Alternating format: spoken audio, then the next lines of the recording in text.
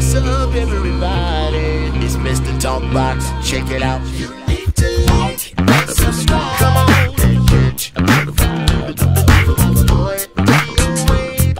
DOA playlist. Let's get the funky. YouTube family and YouTube world, I hope everyone is well and blessed. I say it every time, I mean it every time, from my heart to yours. First of all, before we get started, please go subscribe, like, share, do all the stuff you're supposed to do on the internet to try to, just let everybody know we here and we hanging out, all right? I would appreciate it. I would appreciate it. I would appreciate it. Listen, I've been waiting on this one. I've been waiting on this one. I've been waiting on this one. I've been waiting on this one. I've been waiting on this one for a long, long time. And today is today. Y'all see my little brother right here. Y'all see this dude right here. Y'all see him shaking his head, smiling and grinning. Yeah, y'all see this man right here, this great young brother that I love dearly, dearly, dearly. Man, I'm so glad. I'm so glad to have this brother here with me today. He's a very busy dude, and I'm just glad today was the perfect day to have him here and to lock him down and pull him in, because I want y'all to hear his story. I want y'all to meet this brother, those of you who don't already know him. But I want to introduce y'all to my brother on my platform, and we're going to love on him today and listen to this man talk and kick knowledge and game and wisdom. Y'all, show your love for my little brother, the one, the only, Mr. Dante Taz Roberson. Show your love right now. Come on. Come on, my guy. Come on, my guy. I am not worthy of that one. No, come on. I'm just glad to be here. Just glad to be here, man. You are plenty worthy, and it's my honor. I'm glad you're here, man. I've been, we've been trying to make this connection for a while, and I'm just thankful that you got a little bit of time, man, and made it happen. Listen, I'm really grateful to you and everyone else that come and just hang out with me, man. And I don't take it lightly. I value your time, man, and your life, man. Taz, how you doing, bro? Man, it's a new year. It's new blessings. I can never be happier. You know what I mean? We in the new year now. It's not like January 1st, not like that. We a couple days in. So I'm very happy. I'm very honored to be here. Thank you for letting me be on your platform. This is like one of the biggest honors I've ever had, ever. I mean, when I say ever, I mean, I did an interview with Dom Familaro, and that's up there. This is up there with me, because that's iconic. So I'm doing 2 iconic interviews, and hey, man, whatever you say goes. So that's how it runs, man. Man, I appreciate it. No, man, thank you for being here, brother. Thank you for being here. Listen, Ted, let's get it started like this, man. Where you from, bro? Man, I was born and raised in East Palo Alto, California. EPA, the Ville. I was from the village, Alberni Street to be exact. And then my family moved to Willow Road, Menlo Park, which is like that far away from East Palo Alto, but still the same kind of area. You had Menlo Park and you had East Palo Alto, and literally what made them separate was Willow Road, one street. So that's where I'm from. I'm from the PJs, man. We ghetto kids, ghetto church kids, man. What can I say? You either knew how to do 2 things. You knew how to run fast or you knew how to fight. And I got tired of running. So how about that? And my mom and dad was like, "You not running. How about that? Stand up." Wow. Because, I thought I was going to be a track runner there for a minute, Doc. Because I was like, fight happened? Now you blowing my mind, because I don't know that Dante Taz Roberson. I don't know that guy. I know the guy that fight. I know that guy. Shut up. Don't say that, man. Hey, dude. Hey. We'll cut that out. We ain't cutting it out, man. We gonna keep that part in. Okay, right. Hey, dude, let me tell you something, man. Back in the day when I was little, I went to Belhaven grade school, and literally walking down the street, like this one street straight up to get to my school. You had the dudes on the corners early in the morning. You had, you know, D-boys, whatever the case may be, however you want to say it. And you were lucky on a good day. No one just didn't say nothing to you because they see you walking to school. You see the young cats like, didn't I just see you in school just a couple of days ago? Now they're outside, you know, with them and hanging out, and they want to call you chump and punk and all that, push on you and all that type of stuff. And my dad, of all people, my dad, Joe Roberson, was like, hey, man, we don't let simple people get to us. They made that decision, you know, and when they made that decision, you made a better decision to keep going. And that always stuck with me, you know, and my mom, my grandmother, then my great-grandmother would look, like, I wish somebody would mess with you. My whole family one time came to school because a bully was messing with me. And then after they, you know, took care of the situation, they took me home and said, you run one more time, I'm going to beat your face in. Boy, you better jump on him before he even get a chance to jump on you. And I was like, what? They're like, you learn how to fight today. And guess who taught me how to fight? My mama. My mom was like, She goes, you better, look, she was like, you better get a stick and get the swinging. You better get something. You ain't running. You gonna get something. My dad was like, hey, man, we don't do that. We don't do that. We stand up for ours. Wow. So then, you know, I started having that Roberson pride of who I am. I mean, I don't have to be no bully or nothing, but you're not going to punk me. You know, you're not going to disrespect me and make me feel like I'm inferior of you. We're on the same plateau, man. I don't care who you are. You know, just because your money bigger or your money smaller, it doesn't matter. We're on the same plateau. We're still men. We're still grown folks. We've grown women, grown men, however you want to put it. But, you know, let's stay on the same level and let's talk to each other, not at each other and disrespectful. So, yeah, that's where all that comes from. You know what? It's very important. I missed something. So make sure everybody understand this. This is one of the baddest drummers of our generation and his younger generation. I forgot. I wish. I wish. He's a drummer, y'all. Okay, he's a drummer now. He really being real mannish because he's producing records. Now I'm gonna tell you, like my friend told me, man, stay in your lane, man. I ain't trying to play no drum. Why you trying to produce some records? You produce, stay in your lane, man. I ain't trying to pick up no drumsticks. Stay in your lane. Now he's a producer. We gonna talk about that. Because I'm really proud of him. He's man, dude. You're reinventing yourself, man, and I love that, man. I love that about, you know, musicians that understands what that is, and you do. Let's go back, Taz. So, growing up, man, do you come from are you a PK at all? Were you in that lifestyle? My grandmother was like the mother or the head evangelist of the church, because our church back in the day was Consecration Church of God in Christ, right on around the corner on Willow Road, and literally if my family didn't show up to church, I don't think we had church. That's how many members we had, because it was like 15 of us in this huge church. I don't even know how we kept the lights on in that huge church. So my grandmother was like one of the evangelists, missionaries, mothers of the church. And my great grandmother then was like, you know, like the grandmother of the church. My mom was like one of the head singers and all that type of stuff in that church, because it was small. And me being the drummer, you know, and the pastor was the organist, even though he really couldn't play organ.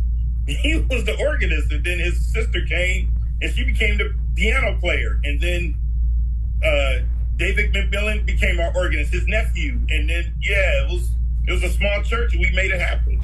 So, Taz, when did it start with you? Did it start with drums first? Was it drums always? Oh, yeah. So when did it start? When did drums start for you, bro? Man, drums started in my mama's womb. Literally, she said back in the day, she either thought I was going to be a football kicker or a musician or something, because I kept, I'd be around music, it was going. And then, you know, it really didn't start happening around sports. So she was like, oh, he gonna be a musician because he just kicking, he is going. So then I came out the womb with this. You know, God blessed me and graced me with this awesome gift that I just adore and I appreciate. And it's crazy how people talk about musicians in a sense, how we grew up in church, you know, because church musicians, our ears are probably the biggest ears ever, if you think about it. Our ears have to be global because there's a song that somebody's about to play in a key that you don't know, in a tempo that you don't know, and you got to catch it within 2 bars. You know, it's not a chart. It's not okay, so the song goes, da, da, da, da, da, da, da, da. No, it's like, I can't do that! Say! And you're like, okay, whatever you want to do, this is how we do it. So, right. Yeah. So how old were you, man? When you just came out the womb, and then what happened? Did you just immediately, just as a kid, how old were you, bro? I used to beat the brakes off of my mama's couches and pots and pans. I mean, beat the look, all drummers know this. All drummers know this. Couches with the plastic had the best snare sound. Spat, pat, spat. I used to take my sticks, and my grandmother and my mother, get out that couch! Get out that couch! So I get the pots and pans, beep, boom, beep, beep, beep, beep, and they're like, we gonna get him a kit. That's when Sears, remember Sears used to have the little musical instruments, and they had the paper mache drums, in a sense, and I beat the mess out of them. And then my mom went to a pawn shop and got me an old Slingerland kit. The bass drum was bigger than me. All right. And I played that at church, and I didn't have a drum stool back then. I didn't have a drum stool. So I sat on a chair. So imagine all the hardware was still this high, but for my feet to hit the pedals, I played like this for the longest, for years. I thought this was normal. Right. If I didn't play like this, something was wrong. So that's where it came from. But then when I was 5, like around 3, 4, 5, my mom was like, something's up. And then my grandmother was like, that boy got a gift. And they got me in my kit, and they literally just like drove me. They drove me to play. You know how I was a little kid and I wanted to play all the time then. So, you go to the big musicals or the other church services. I'm over there right by the drums like this. If he get up, I'm getting on. He get up, I'm getting on. And then even if I couldn't hang, I was trying. I was little, I was trying. And I had big sticks because my mom said I kept breaking the small sticks that fit my hands. So she got me 2 beads. So my hands looked like this with drumsticks in them. I was like, and then, I'm small and my arms up here. I'm not buff yet. I was like, 1, 2. Oh boy. Catch up. I'm trying. So that's what it was, man. But I had a hunger for it, and I enjoyed it, and I loved it. And I just thank God for it, really, for real. Man, I got to keep it a buck, man. I'm still stuck on 2 minutes ago with the plastic on the couches, man. You too young, man. First of all, man, what you know? You too young to know about that, man. You don't know. There was different levels now. There was different levels of plastic. There was the plastic that you just threw it over the couch and you tuck it in the pillows and the thing, right? There was that plastic. That one. But they had the other bougie level when you was bougie Negroes. They had that good furniture, and they had the plastic tailor-made, custom-fitting. That molded, exactly. It's molded with the seats. Exactly. And then, if you was like my mama, where I came on, from the Section 8 side of town, they put sheets on their stuff. You dig what I'm saying? Hey, that's a good bass drum. Don't play with me. That's a good bass drum. That whoop, whoop, whoop, whoop. That's a good bass drum sound. Don't play with me. Hey, man. And you know what else? Hey, look. You want to know what else was a good practicing tool? Come on. Remember that plastic runner? It had the little spikes, and it used to go on the rug? Yeah, man. That little plastic runner, that was a money maker right there, boy. You a nut, dude. You nut. Listen, that's so. I'm being for real. Listen, no, you. That's funny, bro. That's funny. That's funny. The runner. Oh my gosh, you really taking me back. Okay. Because watch this, in our old house, we had the plastic runner, and that's back in the day when they had the beads, you know, to separate the hallway from the living room, whatever. So I would sit right there, and right there, I had the plastic right here in front of me, and I had the carpet, and I used to back, boop, boop, boop, back, back, and I used to play the beads like chimes. Back, boop, boop, boop, back, back, boop, boop. Hey man, what kind of instrument did you make out of the oil lamp? Because I know y'all had an oil lamp. Remember the oil lamps? Come on, man. Dude, see, you just triggered me of the worst whooping I had in my life. Because I hit that one time, and it cracked. And, oh, God, I'm starting to... Oh, God, stop, don't hit me. No more, don't hit me. Ooh, Jesus. Oh, God. Whew. I think I saw the belt, a buckle. Oh, Jesus. Wait a minute, we got to take a break. Man, don't bring up that whooping. I said... Because it was big, bro. It was big. And when it sat down, it said, ting. I said, ride cymbal. I said, back, ping. It said, I said, oh. All right, man. Listen. Sorry, y'all. We had to, you know, it was a moment. It was a moment. That happens with us sometimes when we talk it, we get off. I'm crying over here, man. But anyway, okay. So, man, let's move. So 5 years old, your grandmother, she noticed you have a gift. It's obvious you got a gift. You got a talent, man. So tell us a little bit about the backstory. So did you play in school? Were you a school drummer in the band in school, or what was your schooling like, Taz? Grade school, never touched drums in grade school. Never. I only played at church. My mom was singing with Daryl Coley in New Generation. Daryl Coley had a choir called New Generation back when I was a kid. And Daryl Coley was so tight with my mom and dad, his wife then, Janelle, they were always together all the time. So I was always around them. Daryl, big shout out to Daryl Bynum, rest in peace, who was his drummer, and Johnny Butler, who was his organist. And I would watch. And then Daryl Bynum would let me sit in every now and then on a slow song. And, you know, you're too tense, relax, you know, as a kid, trying to show me how to have a technique to play. And so I had that. And then I had other musicians just like take me in, like Paul Baines, Michael Turner, my god brother, Kenny McMillan. I had like soldiers like really come and line me up to help me play as a kid. And yeah, it was fun. And for me, yeah, man, we got to send a shout out to Daryl Coley, just one of the greatest, man. Continue to rest well, sir. What was that like, man? I mean, because Daryl Coley, man, come on, that had to be an experience, man. Especially for your mom to be, part of the group and all that, man, and hanging around just a big figure like that at a young age for you. That had to have been like crazy for you, bro. Oh, yeah. I mean, you think about it, Daryl Coley never directed his choir. He always sang looking at he led a lot of the songs. So he sang looking at you, the crowd. And that shoulder move, this meant something. That meant something. The way he twisted his foot. You knew when you were dragging when he would go like this.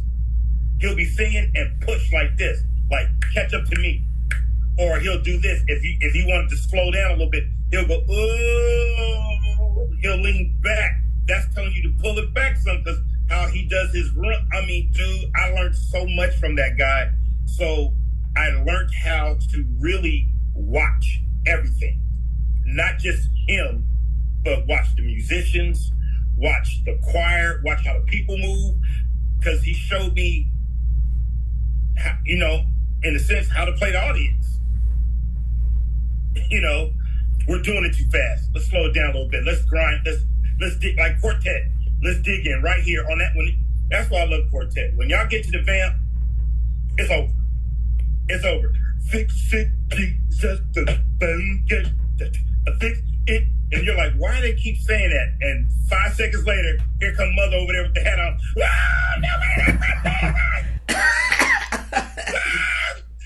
That's it. That's it. That's the moment. But it's the tempo, it's the feel, it's the dynamics. I learned all that like at a young age to know how to manipulate and play and move and be a chameleon. You know, you got to learn how to be a chameleon. So I learned that as a kid. Wow. So let me ask you this question. How old were you when you said to yourself, I want to play drums for the rest of my life. This is going to be my career. That's just what I'm going to do. How old were you when you figured that part out? Went to Love Center Church with my mom because Daryl Coley was always with Love Center and Walter Hawkins and them all the time, and they were always singing there. I saw Joe Smith for the first time at 10, playing drums. Saw Joe, and we were sitting in the back, and I was like, I need to get there. And my mom knew where I wanted to go. She goes, go ahead. I walked over there, and it was a godsend. There was a seat right, his drums were here, and there was a seat right here, right in front of him. And I did like this. I don't think I blinked for 4 hours to watch that man play. And when I saw how everybody gave the drummer accolades, because, you know, usually in church, you playing too loud, shut up, sit down, come on, slow down. You get all that. This is the first time I ever seen people look at the drummer like, woo!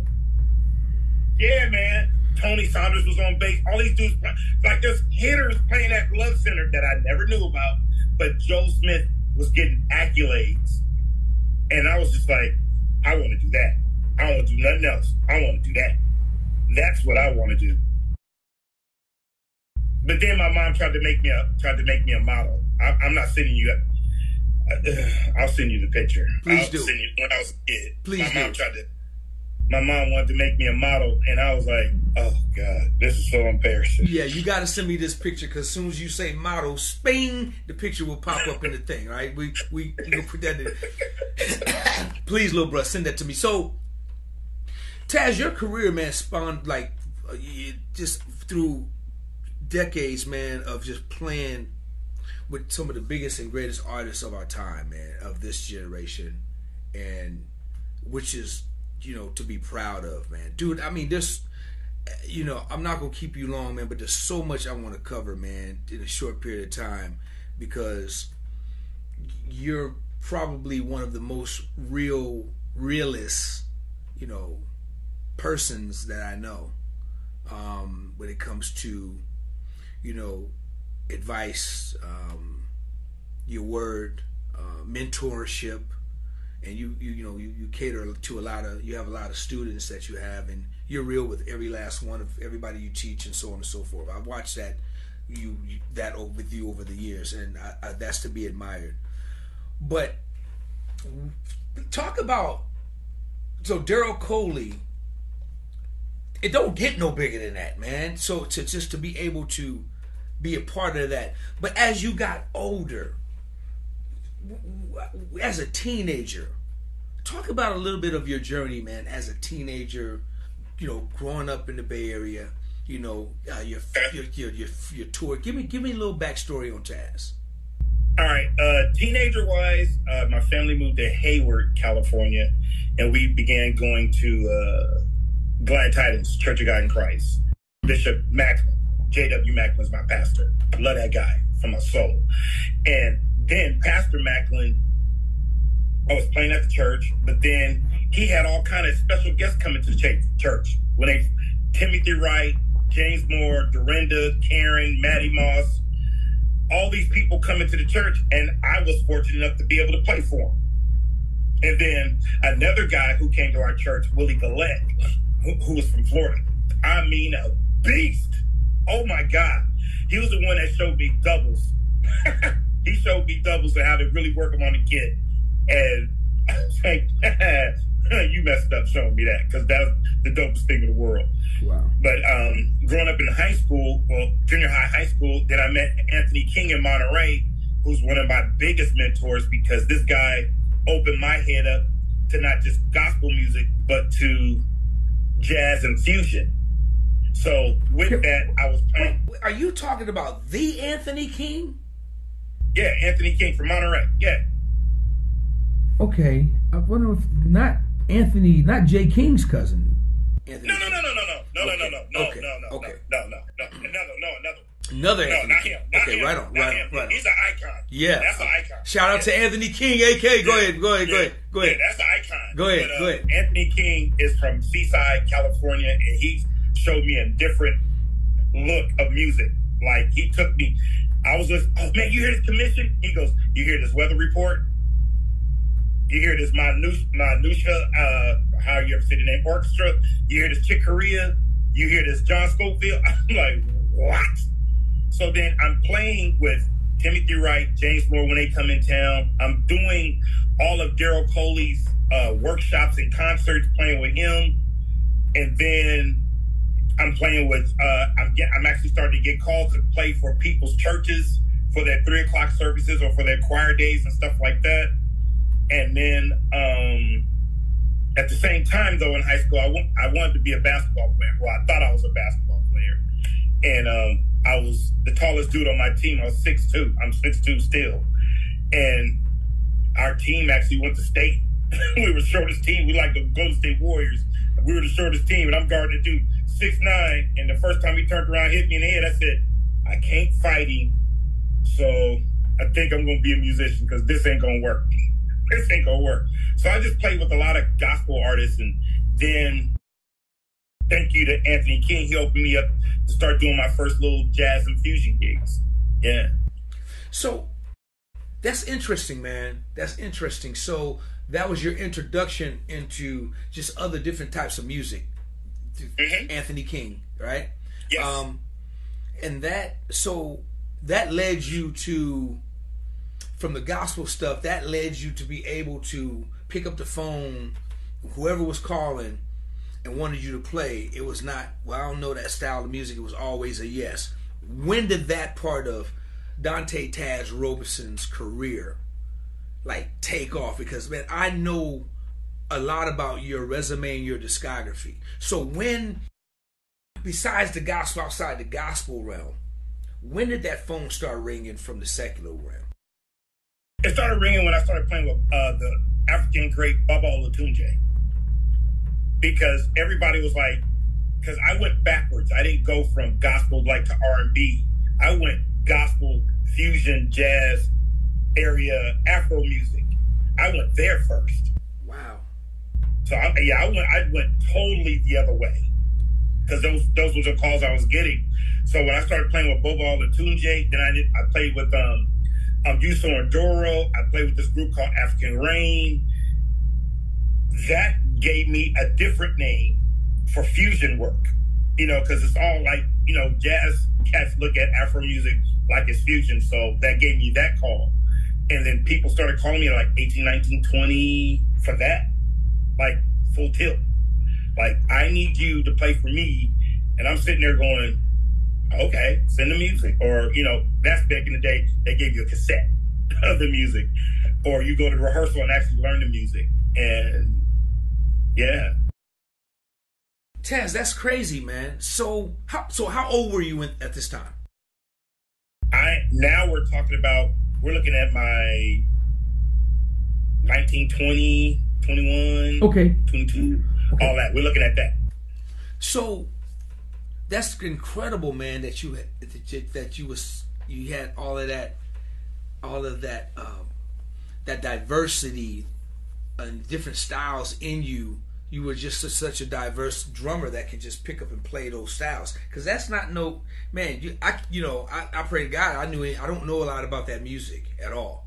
But I love to listen to it, and I know it's very, it's real, some real music.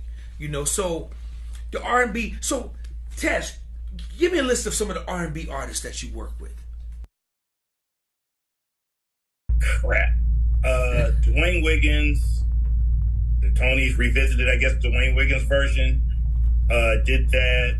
3TOB, Kim, Eric Benet, Howard Hewitt, Whispers, Cameo, Adina Howard.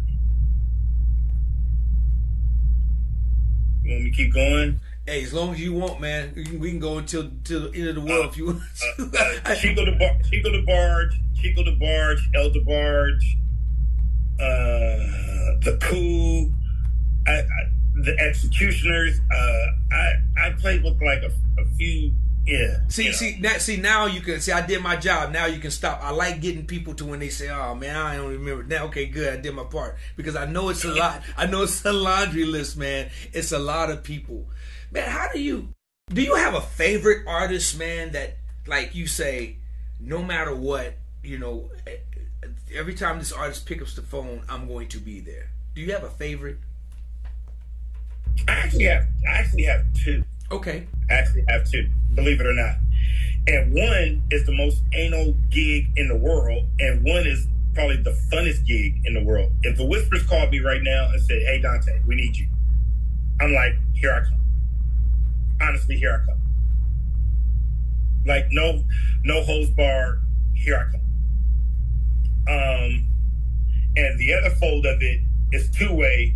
It's actually J. King with Club Nouveau and Cameo. If they call me, I'm like, all right, here I come. Man, let me tell you something. We all know, well, if you don't know, Larry Blackman, when it comes to drummers, he was the drummer. He's a drummer. He was the drummer. And he did not play. He was so hard on drummers, so hard. I'm going to have you tell me a Cameo story in a minute. I'm going to tell you, kick it to me. I want you to tell the story about how you got that Cameo gig. But brother, with Cameo, Larry Blackman loves this dude, man. Taz, you murder that gig, man. Oh, I mean, you murder that gig with every inch of just violence. It's just violence. Man, you gotta share the story about how you got that Cameo job. Okay, but I have to say, I gotta give big major props to my god brother, Michael Turner, who introduced me to Cameo as a kid. So I had Cameo's catalog always in my head because every album they came out with, I heard till it turned white because of him. In the car, at the house, because of him. So we're doing this festival in Houston, and it's like a gospel fest. And then it has Fred Hammond, Whispers, Cameo. Those are the last three. So I'm excited as all get out. I'm like, yo, Cameo was with us on this hit. I can't wait to see them. When we get there, they're gonna be in sound check. Oh my God, I can't wait. Y'all don't hit. They were like, dude, calm down. I'm like, yo, you don't understand.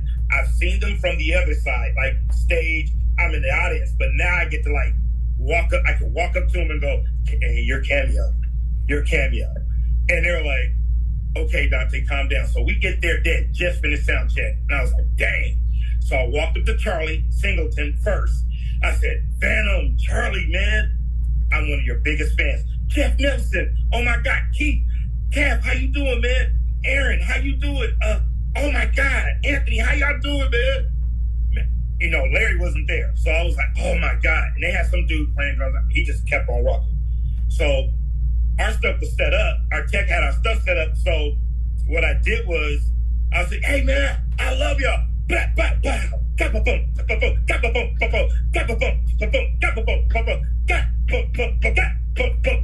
And they all stopped and said, okay. They were like, hey. Because, they kind of gave me that nice, I'm nice, but kind of, I want to get to the hotel.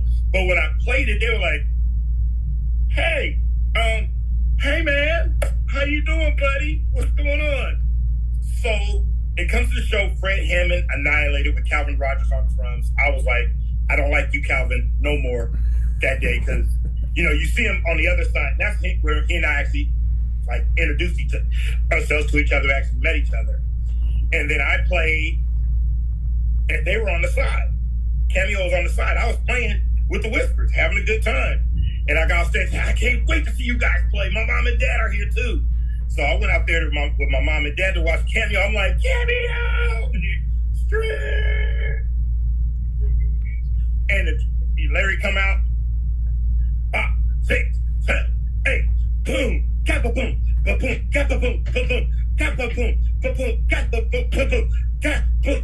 literally, that's how it sounded. And I was like,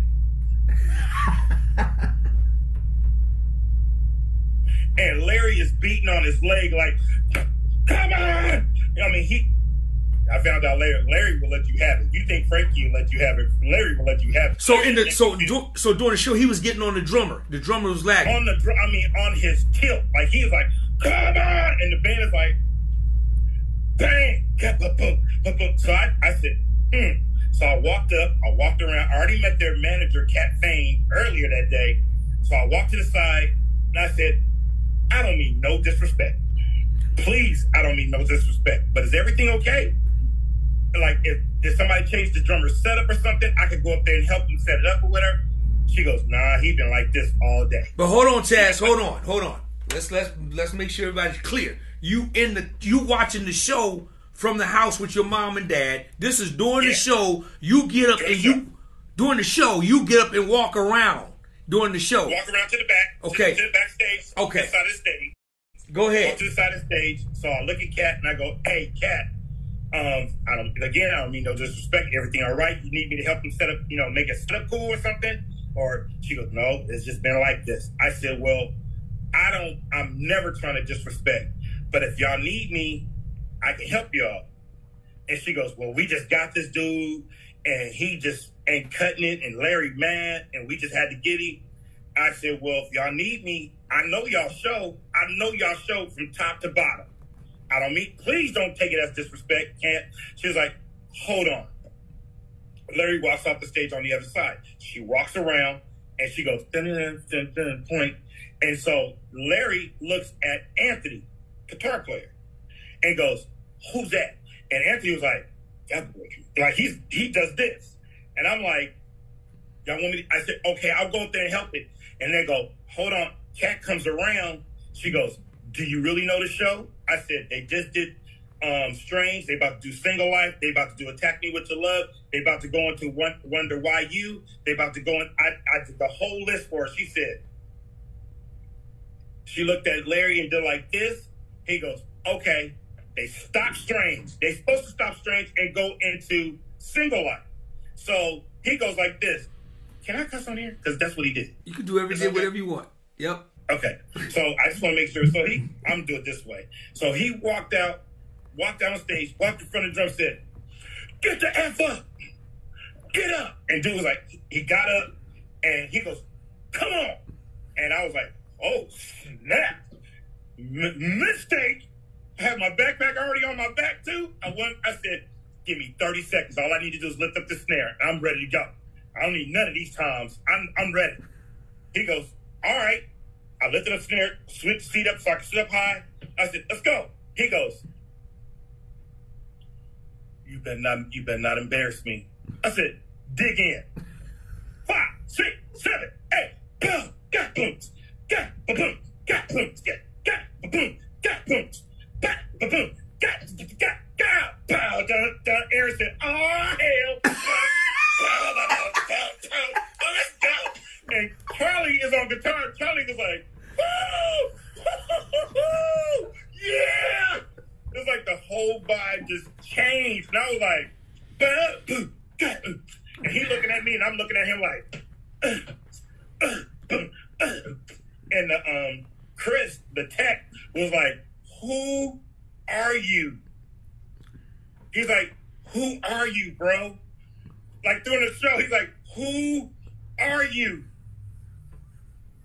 So they get to introducing the band and everything, and then Larry don't know my name, and Larry go, and this boy.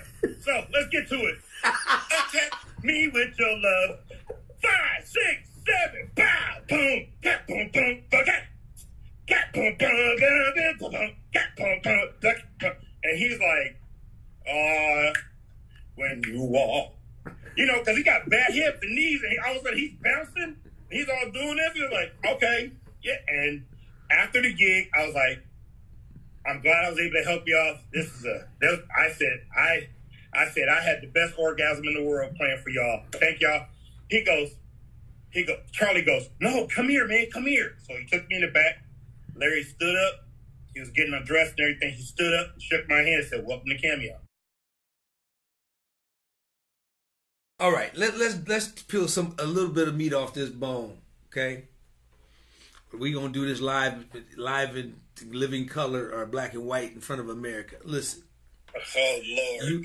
Taz, now you said about 4 or 5 times when you was telling this story, you said, I don't mean no disrespect.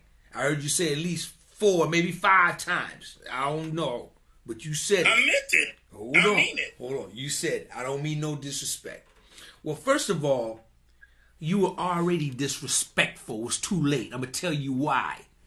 Because you said...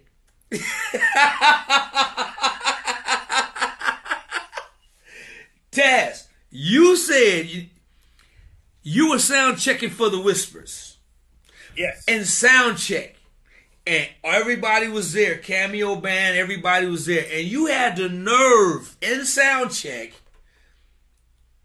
to play She's Strange. Now, y'all chime in. Just say if it was disrespectful or it was okay. Now, he playing with Cameo. You don't have people hating me. He's playing with Cameo. You knew exactly what you were doing. See, it was the setup. You dig what I'm saying? I was a fan. Of course, yeah, a fan. But Taz, it was a setup. You playing Cameo, and you like, I'm gonna play Cameo. Whispers don't sing Cameo. That's not a Whispers joint. Setting up, so I had time to do whatever I wanted. Righteous, truth, facts. You're right. I get that. But dude, you knew what you was doing. You went up there and you played strange. You played one of the most notable. So it was a setup, America. It was a setup. It was perfect. Unfortunately, and it worked in your favor because Larry was having problems with the drummer. And then was your mom and dad in the front row? Please don't tell. Where were they sitting at? Third row. Third row. You got to get up. I'm sure there's probably a few thousand people in that arena. You got to get up, walk around. You got your credentials on and you got to go through all that and the lights is dark and everything and you're just going to go to the back and talk to the management or whoever, to Cat. Now, bruh, listen, I'm very proud of you, man. But, you know, come on, Taz. Taz, come on. Taz, come on. Taz. And then, I feel bad. No, you don't feel bad. You felt good. You just said you had the biggest orgasm in the world playing with Cameo, so you felt real. You felt real good, sir. As soon as they finished Word Up, I was like, You crazy fool.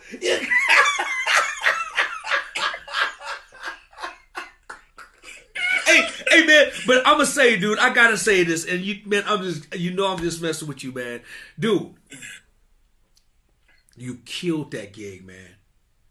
I see why Larry loves you, man, because, Larry, there's nobody who sat on that gig like Larry. But you came in there and you sat on that gig, bro. And the Whispers, man, and everybody, just everybody, man. You just listen, man. We got him over, but you was disrespectful. Don't ever think you wasn't, because that was wrong. You had no business. It ain't like you can play. Where's the Rocksteady? Did you go into a remix on Rocksteady and go into boom boom kaka boom boom boom kaka boom boom boom kaka? Did you do a remix for the Whispers? No, you didn't. No, you went and did sound check, and you said, "Hey, yo, y'all check me out. Ain't nobody on the stage. It's my world." It's dirty. No. You know what? Leah calls me the gig killer. She goes, you the gig killer. She goes, people hear you play gigs, all of a sudden you end up playing that gig. Hey man, I'm proud of you, man, because I was able, to pick up the phone when Kim needed a drummer, and I was able to trust you. Now I get to tell the truth on you. Hold on, y'all. Don't let him do that to you. Because he gave me the DOA true spiel. He said, look here, little bro. And I know how he talks, because when he puts his head down and then puts his head up, you know you about to he goes, look here, little bro. Here's your opportunity. Don't mess this up for me. This is my stuff. I brought you in here. and you know who you're representing, and you know what you're doing. All right? Ivan's going to send you the music. Big shout out to my boy Ivan Johnson. And you better do good work. You hear what I'm saying? I was like, yes, sir. I got you.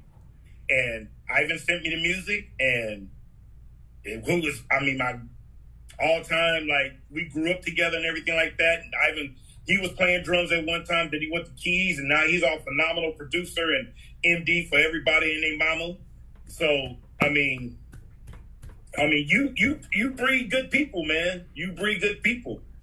Man, to see you, Ivan, Marcus Phillips, man, you guys on just traveling the world on a gig like that, man, it just brought me joy. Listen, man, I want to get into something. Well, first of all, I want to get into this. I told y'all my little brother is producing music. And Taz, you're a drummer. Yes. Why? Because a lot of drummers they're not really an artist, and it's rare when you find a drummer that have their own records as a drummers. I mean, there's some great ones out there, but it's rare. You know, it's a keyboard player, guitar, bass, whatever, right? But you decided to do a project, your own project. And it's a beautiful project because it has a nice variety and range of music on it. Why did you feel the importance for you to do a record? Why was it important for you to do a record? After what I went through. That's was the thing of the project. After what I went through and not being able to hear music for a long time. Do you want to talk about that? If not, don't worry, we can move on. It's just I have no problem talking about it. I trust you. I trust you, D. So we good. So when you say after what you went through, and it was very disturbing. You had people praying you up, and at the end of the day, y'all, he came out a winner. Okay, let's just get to the ending of it right now. He came out a winner and victorious. But the stuff that he had to go through, Taz, share a little bit about that. All right. I had somebody really lie on me, and be very vindictive and vengeful towards me, to where they lied so much that they ended up getting a case on me. They lied so much and called me everything other than my name that they got a guilty plea. And I was in prison from December 2015 to February 8th, 2020. I was in prison. And sidebar of all that, I mean, it's not really a sidebar. I understand how people feel when they go through depression.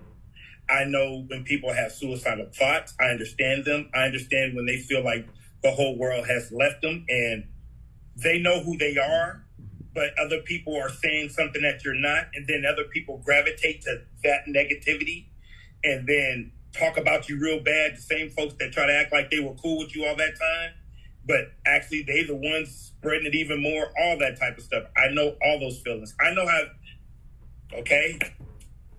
it feels to try to commit suicide twice and it don't take hold. Being for real. I know how that feels. I know how it feels to say, I have nothing to live for. But I thank God for my daughter, Taylor. I thank God for my mom, my dad, my sister, my brother, my nieces, my real friends. Can I name them real quick? Kenny McMillan, you, Carl Wheeler, Johnny Staten, Tiny, George Epps, David Jackson, Ivan Johnson. I mean, and Elijah Baker, can't forget him. Jubu, Eric Smith. These are people that, when I was away, checking on my mom and sending money to me and everything like that. And I didn't feel worthy of that, because it took my mom to tell me one time, she goes, Dante, maybe you're not in here for this situation. Maybe God needed to sit you down for something else. And when I started looking back, what you mean? I'm going through this stuff. I started looking back. I was traveling the world, doing drum clinics and all that type of stuff, but I was an ass. Hands down. I was an arrogant ass, treating people wrong and everything like that. So I may not have been guilty for that situation that they put me in for, but I was guilty for my actions for how I treated people. And now I'm on a part of my life of where I'm doing everything I can to reset all that. If it's resettable. If it's not, and you still want to hold that, hey, I came to you like a man to apologize, whatever the case may be. And for God to really, and I mean, I need y'all to understand this, because this is reality. When God steps in and wants to do something for your life, it's going to happen. Because when I say it looked like the walls were closing in on me, I was just going to be one of those gutter rat inmate parolee type people. God turned around, and for a parole hearing to happen, it's only 0.5% that they even happen. It's only 0.3% that they get, 0.3% that get represented, 0.1% that even make it to the parole board, the parole hearing. God made it a way that happened for me. And then when it happened, my lawyer brought it up. The lawyer brought it up, and the judges, there's 3 judges that sit on this panel, and they either get a majority vote or unanimous vote. That's what it is. They looked at it, and they do their own investigation. They said, well, they didn't bring this. They lied here. They did this, that, the lawyer, the judge, They started picking that thing apart. They said, hurry up and get him out. He's not guilty. So I could say it with joy without tears in my eyes, finally, that I felt overwhelmed. But in that whole process, I had to go through something. I had to go through ManUp time. Wow, what's that? I had to go through. That's whoa. It looked like some vibrations going on. Go ahead. I was like, let me keep my ears out. The spirit is working, brother. I'm listening. Go ahead. I had to go through ManUp time, and in ManUp time, I wrote so many letters to people that I felt like I hurt. I thought I hurt, and everything like that, just to set the record straight with them. And I met an awesome man in prison, chaplain named Jeffrey Moses, who really walked me. I mean, really walked me through the trials and the valleys and the hills of my life to help me be a better person. With that being said, when I got out February 8th, 2020, it's like when I couldn't hear music for 3.5, 4 years because I just couldn't hear it. Then all of a sudden when the appeal came, I heard, it's funny. I wanted to tell Jubal this. I told this to Eric, but I wanted to tell Jubal this. The first song I heard was I Call It Life by Legally Blind. I see my children outside playing in the neighborhood. I heard that song so clear in my head that I was like I woke up on my bunk like, what? I hear music, and all of a sudden I started hearing phrases. I started hearing Soul Seekers. I started hearing Layla Hathaway. I started hearing all this type of stuff that I never heard in years. So my mind started just getting like overloaded. And then it's like the catalog was like an old car with a bad alternator. You know, you got to give it some help. Right. All of a sudden the catalog started spinning. I was like, yo, I got to get out of here. And then right when that happened that next day, I promised God, I said, hey, God, you really get me out of here? It's a wrap.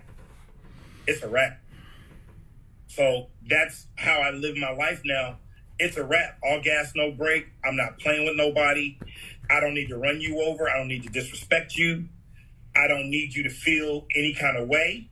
But just know I'm here. So in producing, a friend of mine said, you need to do an album. You need to write a book. I was like, I don't got time to write no book because me and writing are not friends. I hated writing letters when I was in. So maybe I could do it my way. Let me do an album. So the name of the album is Caveat.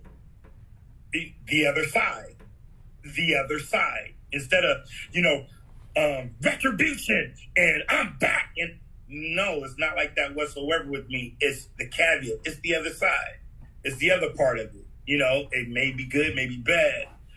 And then I got with a couple friends, Jamie Hawkins, Tiny Lindsay, Ivan Johnson, the Whispers Orchestra, Leah Marie. That girl wrote, she wrote some heaters. Just some of everybody. But then some of those songs, Davey Nathan, my boy who did Jingle Jangle, the soundtrack to Jingle Jangle, that's like one of my personal friends who was the MD for Eric Benet back in the day. And he and I still to this day. And he gave me 2 bangers. He was like, this is for you. So I didn't want to let nobody down. I mean, they started, when somebody said, you need to do an album, all of a sudden people started gifting me music. They were like, here, you need to do this. Play to this. I'm like, I'm not even doing an album. I guess I am now. Wow. So, and that's how it literally happened. Well, listen, let's stop talking about it and let's be about it just for a little. Let's just give a little taste of. So, you know what I'm gonna do? Okay. I'm gonna let you. Okay, hold on. I'm gonna let you be the DJ. Which one you gonna play? You say my favorite one now. Which one we gonna play?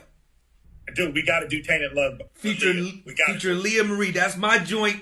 We gonna bust this out. Y'all check. Just we gonna play him a little teaspoon. Just a teaspoon. Just a little touch.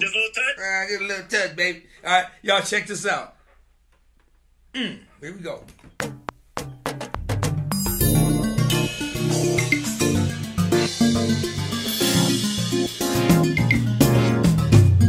Can't let go. Every time I feel I get too close, every time I let my feelings show.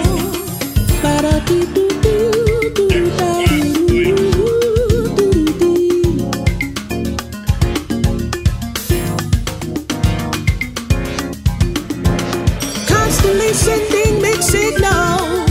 What am I to do? Can't let go. Can't let go.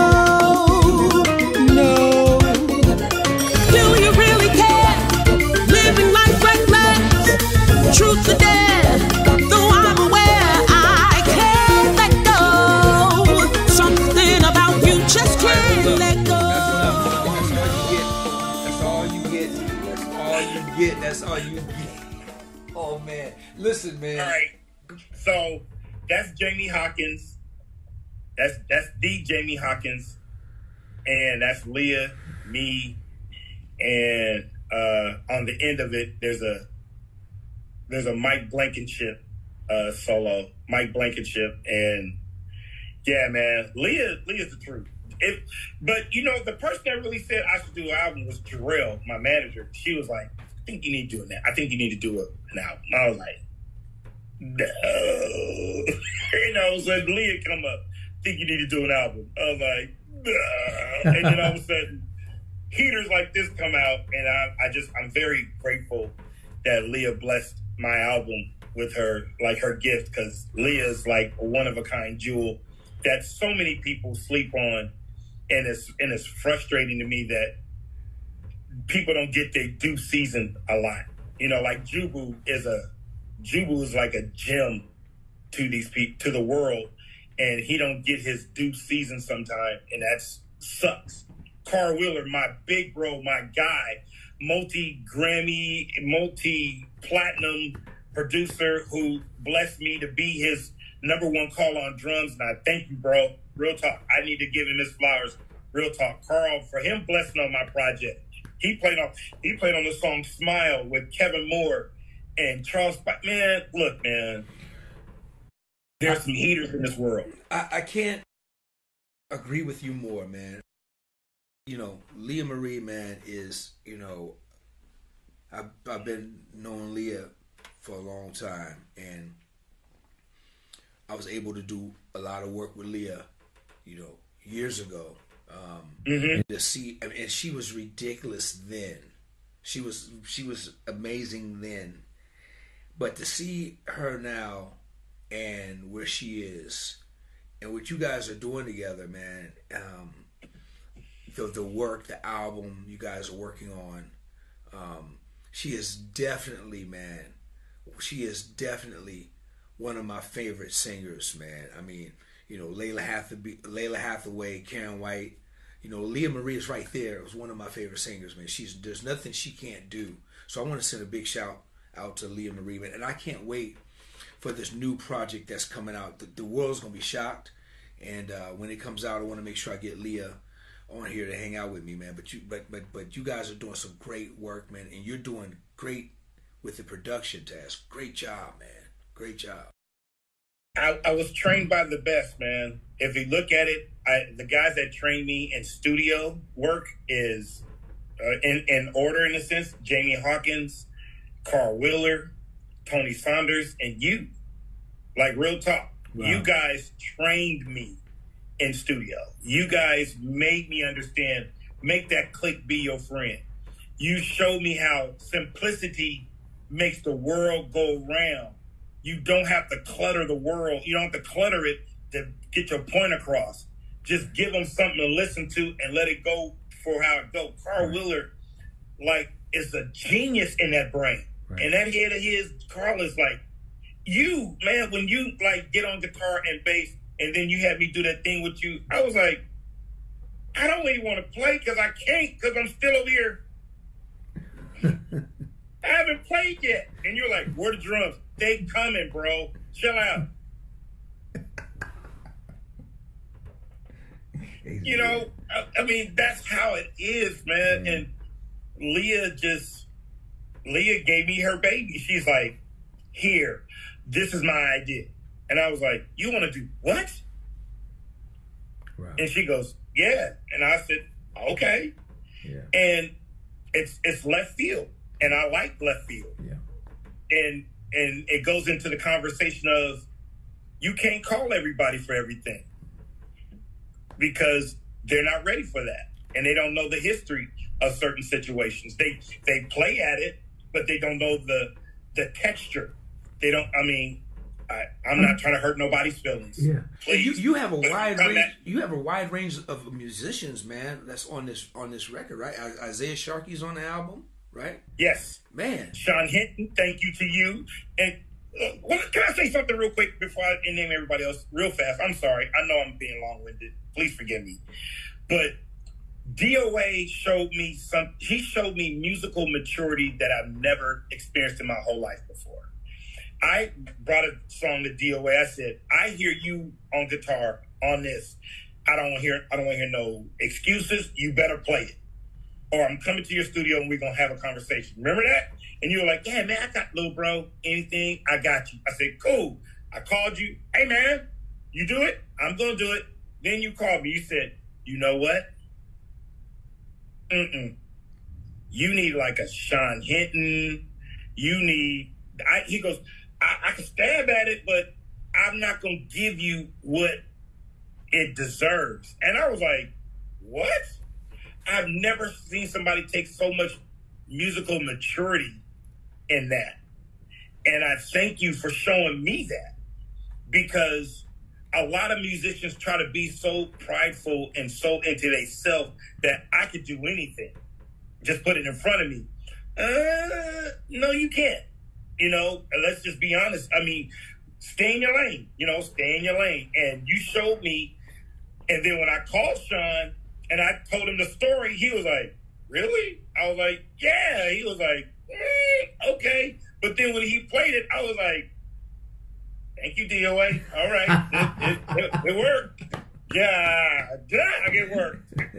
I'm glad, man. I'm glad, and I appreciate. Brother, I got you. Now. If it was a bass record, I probably could have helped you. Depending on even with that, if I didn't live there, I would have said, man, you better go call Tiny Lindsay or.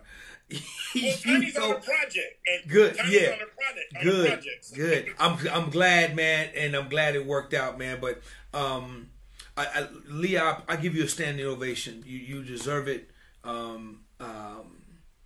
And your day is coming. Just keep doing what you're doing. Keep grinding. Keep writing. And I'm excited about this project. When it comes out, I want you to come hang out with me. Brother, I'm going to let you go, but I want to touch on something. Right. We have long, extensive talks. Oh, yes. Let's talk about drum world for a second. Okay. We were just talking about Larry Blackman A groove. We were talking about the Whispers. A groove. Club Nouveau, a groove. Kim, a groove. Right? Where's the groove going in this new generation with the new millennials, this new way of drumming, the chops, or the this, the that, just the new style of. Give me your take on what's happening with drum world right now, and what happened to the groove. Why now? Why now they're gonna put you out the building if you're just playing a pocket? They're gonna skew you up and chop you up and chew you up and say you old school, you can't play if you ain't going in and hamming down and and got the chops and got all that. Why is that important now in the world of drumming and bass playing? We can go on and on and on. What's your take on that? Well, it's funny. I got somebody who said that to me. I had somebody said that, not to me. They said that to somebody that know me. Man, Taz is trash, man. He don't be opening up. I'm like, okay, resume, number one. Your resume, my resume. Let's just stop right there. And it depends on what the music is. R&B music is still the same. It needs that groove. It needs that pocket. It needs that swell. But a lot of music is more hip-hop and trap. So the hi-hats are 30-second notes, 64th notes sometimes. The kick drum patterns are real open. A guy who really, destroys that music and does it very well is Devon Sticks Taylor, my dude.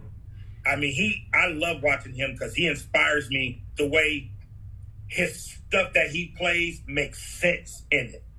And it's not like he plays, he has some wild chops, but it's not like everything's a wild chop. It's how he plays the groove and does the stuff within the groove with the little pattern and everything. I'm like, dude, you scary.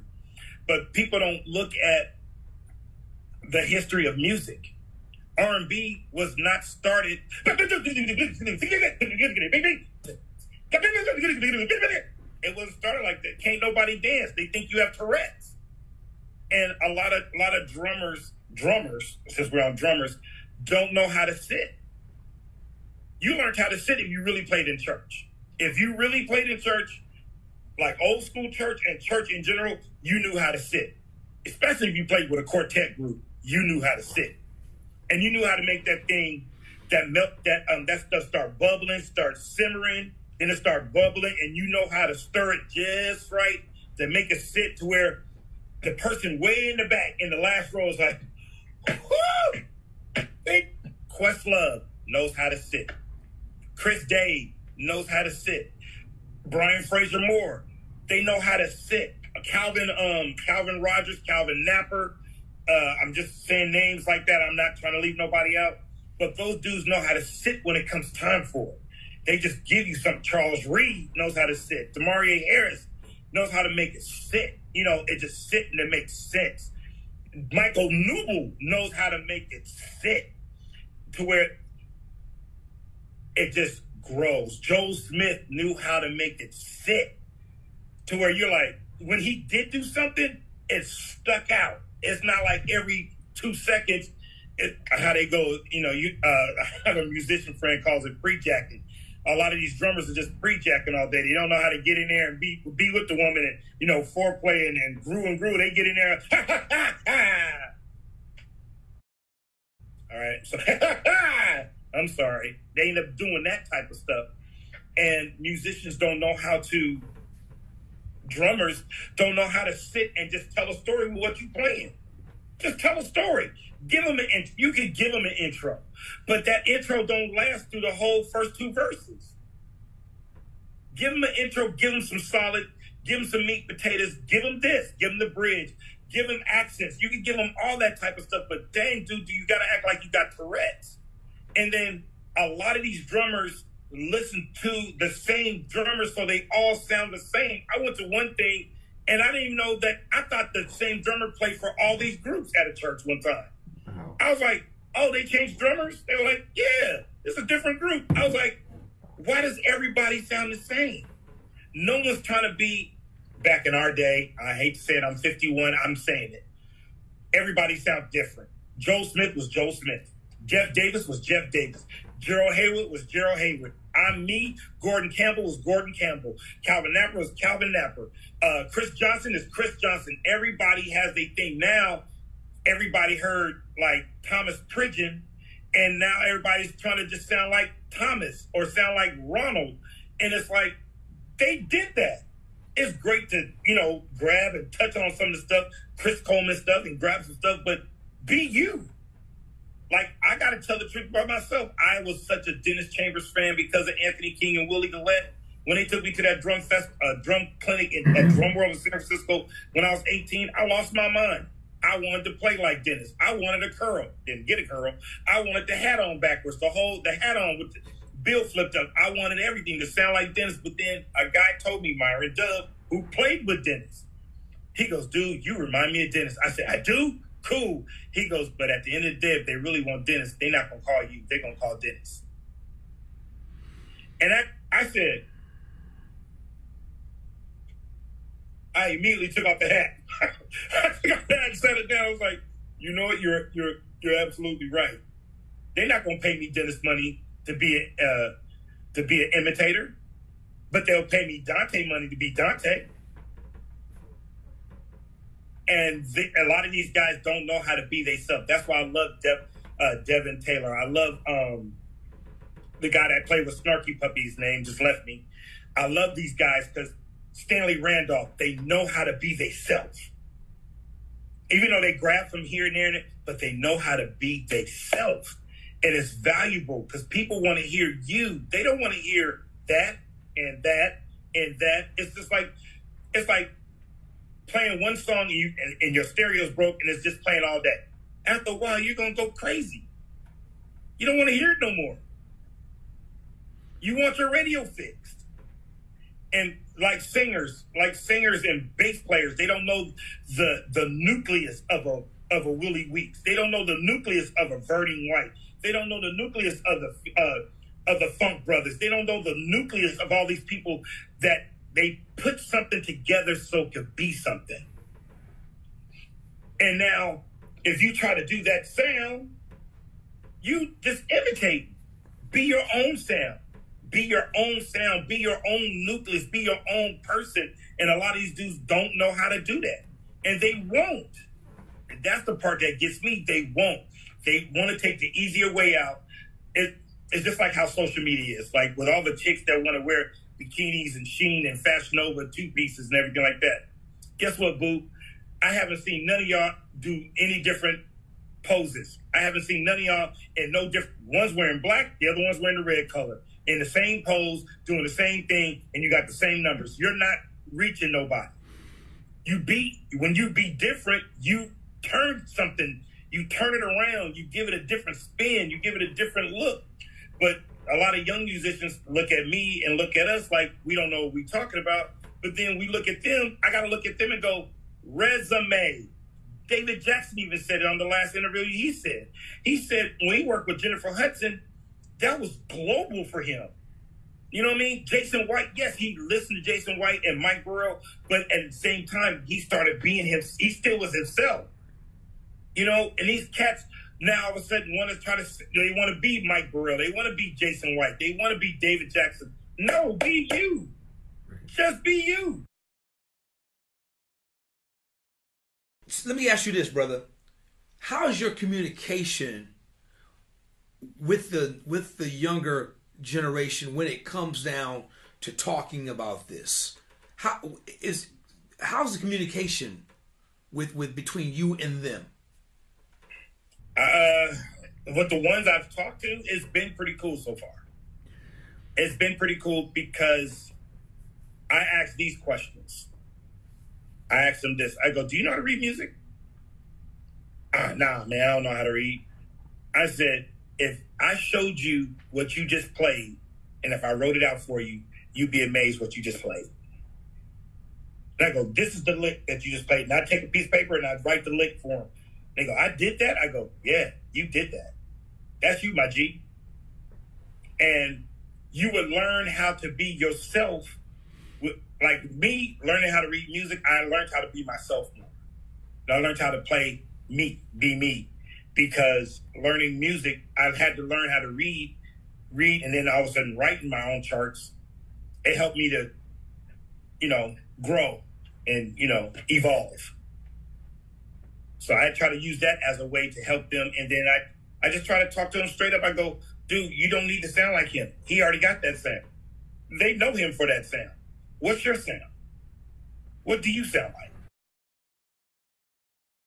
Taz, when you just said earlier, a few minutes ago, before you got started, you said somebody said Taz is trash because he don't open up, or there's something he can't open up, whatever, right? Why do you think that was said, coming out this dude's mouth or girl's mouth or whoever said it? Why do you think that was said? Oh, out that dude's mouth?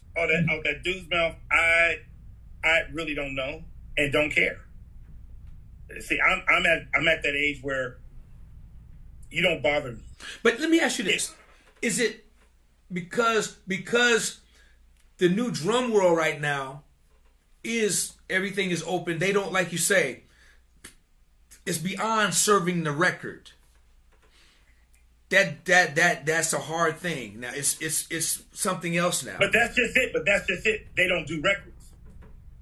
They don't do records. If they did more records and they work with real producers like yourself and Carl Wheeler and stuff like that, they would get blown out the studio. Okay, you're 1,000% right. But what about when it's coming time for them to play the record in the stadium? They got to play that same record that somebody else played, right? So why is it a problem? Or how are they getting the gigs? Or they're playing the records, and that's the part where it's not about serving the record. That's what I'm talking about. It's about serving the 15, 20,000 people, or serving themselves instead of serving the records. Why is that the issue with a lot of players? SELF. Self. I gotta prove a point. I gotta show everybody every night who I am. Yeah, I ain't trash. I'll show you this right now. That's why I'm gonna set up my phone right here in the middle of 25,000 people. My phone is gonna be right here on a high stand where everybody can see my phone, and I'm gonna record myself doing my show. You know what I'm saying? Yeah, that's how I go. Okay, so now, with you saying that, didn't mean to cut you off, but with you saying that, maybe that's the reason why this youngster said what he said about you. Because you're not a selfish guy. It ain't about you. It's about the record. It's about the artist. It's about whatever that suits the needs of those songs. So maybe that's why. Your demonstration just now. Maybe that's why you got the Taz is trash thing, because he ain't that guy. He ain't that dude. Does that make sense? Because to me, that's what it feels like. I think you just answered it. I mean, I think that's part of the reason. I don't know what the other reason why he said that about you. You know, but here's what's crazy. Here's what I know about Dante Roberson. That Negro. If you want to turn that hat around and put that hat on that they wearing, you could do that. That's just as much in you as anything else. But you've matured, you've grown so much over the years, not just as a musician, but as a person. I'm going to close it with this while I'm talking about this. And I appreciate all your thought, man, on that last question, because I agree with you 1,000%. But that 5-year ordeal you went through, bro, ordeal you went through, God knew what he was doing, man. He knew what he was doing, because when you said that you was on a road to destruction before that, how you treated people, attitude, who you were, and, I'll say it again, you were in your own way, it was, you were the big man when you walked in the room, and you let that be known to everybody. You were on the road to destruction. I was. So this ordeal was nothing but, I think, if just from talking to you, from my perspective, and you said it, and your mother and your family said it. It was a way to help you grow and learn. That brother you met in prison, that brother you mentioned that kind of took you through a path, man, and helped you figure out who you were, brother. And when you say you lost your hearing of music, you couldn't hear music, that must have scared the hell out of you. Something was desperately wrong there, because you hear music in your sleep since you were in the womb. So all of a sudden you don't hear no music no more. And then you take that 5 years away to become a better man. And then when they went to the parolees and these three people, these attorneys or whoever, they picked that thing apart and said, get this dude out of here. He doesn't belong here. Bruh, it don't get no more powerful than that, because you've not only matured as a drummer, but I've watched you mature as a person, the way you treat people, as a businessman. I love. I loved you then, but I love this Dante Taz Roberson, man. I'm serious with all my heart, bro, because it don't get no better than you, bro. For real. It don't get no better than you, man. Well, as my late cousin Trinell would say, to God be the glory. Real talk. And if it wasn't for, God using my therapist, Sharon Jones, to this day, Jared Lott, my boy Jared Lott, Elder Jared Lott, Jeffrey Moses, you, Carl, Ivan, Johnny Staten, my crew, my band, Leah, Shay, my mom, my family, Jarrell, I would, no, this Negro didn't try to call me. No, this Negro did try to call me and listen to me talking. All right. If it wasn't for all those people, Jarrell, everybody, I promise you, I would not be who I am. Jeffrey Moses, Jared Lott, my family, Shay, Leah, everybody. Everybody that took their time with me. You, Carl, I just thank y'all so much for giving me another chance, because you didn't have to. You really didn't have to. I could have just got out and could have been doing nothing, And Carl said it best to me not too long ago. He goes, dude, you can't let nobody come out here and call you trash and this and that and the other when you've been gone for 5 years and they had 4 years and they had an opportunity to take your spot and they couldn't. You came back and now you taking their spot. And I said, you think so? He goes, yeah, you got to look at it like that. And if I look at it, this is 2024. I was supposed to be getting out August of 2024. So that tells you something. Wow. So for anybody that feels like you can't make it, anybody that feels like they can't get a second chance, to anybody that feels like life is too short or life is not going your way, if you buckle down and take care of this person and clean it out and start fresh, however you need to start fresh, things will happen better for you. I promise you that. I gotta mention, how long have you been the musical director for the Golden State Warriors shows? Since 1998. And when I went away, I still had my job. My boss still had me picking the bands, picking the music and everything. Wow. Through letters and calls. Wow. So I thank him for that. Johnny State, I thank him for that. Wow. Man, I'm proud of you, little bro. Man, your city, the whole community, the whole music world is proud of you, man. I'm proud for your sincerity, your realness. And like I said, man, I'm more proud for the man you are today, man, and have become. And then this producer thing, we still got to talk about that, because you tripping with that. Leah Marie Truth is coming out. Oh yeah, okay. Next month. It'll be out next month. It'll be out March. It'll be out March. Produced by who? Produced by me. Yay! But see, we got to talk about that, man. Overseen by Carl Willis. Yeah, and overstepped by Dante Taz, because he overstepping his bounds. Nobody trying to play no drums. Why you trying to produce some records, man? Why you producing records now, man? I can't get over that. You inspired me, my guy. You inspired me, my guy. Oh, man, I'm proud of you. Real quick before I let you go, you got Mount Rushmore. You going to put your 4 top drummers on Mount Rushmore. Who they going to be, bro? Okay, well, we can't put the typical guys like Joel, Jeff Davis, stuff like that, because those to me are like heaven sent. Those are godly.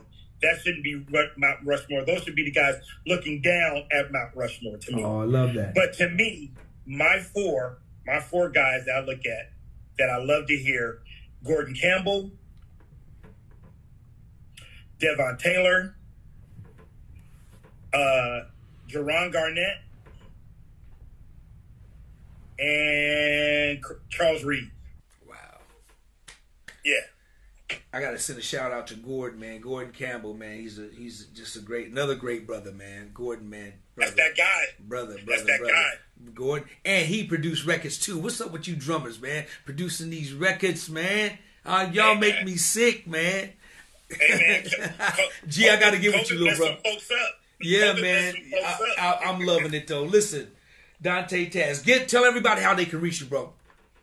You can see me on Instagram, the real Dante Taz, YouTube, Dante Taz Roberson, Facebook, Dante M. Roberson, TikTok, DMR Grooves, I think.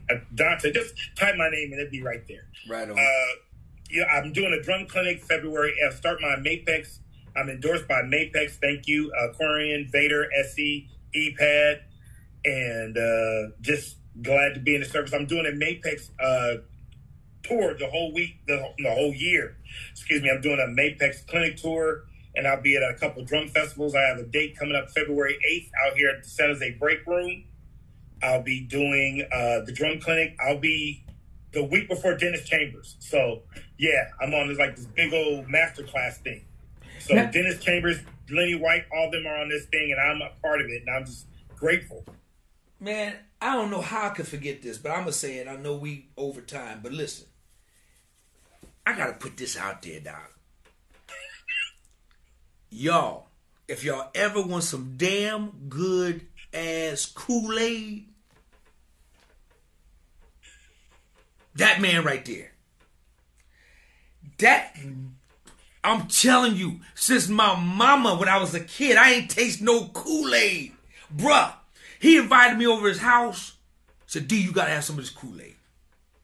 So I don't know Kool-Aid. No, you don't try this Kool-Aid. The Kool-Aid, it was nice and cold, and it was so good. I was like, what the hell you put in this Kool-Aid? Yo, that's where Earl Squirt brought you over to the house. The Kool-Aid did it for me, man. And it was red. Out of control. I don't know what it was, but it was the Kool-Aid. We drank Kool-Aid, huh? It was 3 different packs and about 5 pounds of sugar and a tablespoon of water.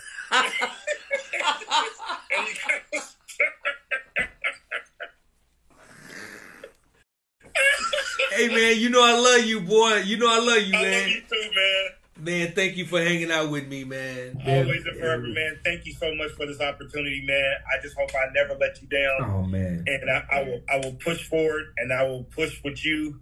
And please, folks, tell y'all people to come over here to DOA playlist, because this man is a monster. And stop going to your Instagram playing bass, because I got too many ringtones now because of you. Because every time you do one, I go, new ringtone. Crazy. Hey, man, y'all, please go follow my little brother on all his social media platforms. And thank you, guys. Everybody, please go like, subscribe, share the page. And, man, y'all give it up one more time. And, man, thank you for your story. For being open and honest with us, man. It's going to bless somebody, brother. It's going to bless somebody. Yeah, man. Oh, you got to come to the Outlet, man. The show that Lee and I do on YouTube on Tuesday. We got to get you on the Outlet, man. 6 p.m. Pacific time on YouTube. You got to come. I love that show, the Outlet. Make sure you plug the show real quick. Okay, so every Tuesday, 6 p.m., Leah, Maria, and I, we do a show called The Outlet. We talk about everything under the sun. Music, church, relationships, you name it, it's going to go down. Come on, old man. We're going to have DOA on there real soon. I'm going to put him in a pickle, too. I'm going to make him answer some hard stuff. Cool. I love that show. Love it, man. I've been a fan of that show for a long time. Y'all go check that out. Listen, y'all show your love for my little brother. Thank you once again for hanging out with me, man. I love you, man. Always. And give it up for this man right here, the one, the only. Oh, wait a minute. We missed the Mount. I gotta put you on that Mount Rushmore, bruh. No. We're gonna add another thumb. We're gonna add one. He's officially on my Mount Rushmore with his 4 others. I'm gonna put him right there. Y'all show your love for my little brother, none other than Dante Taz Roberson. Give him some, y'all. Love you, boy. Man.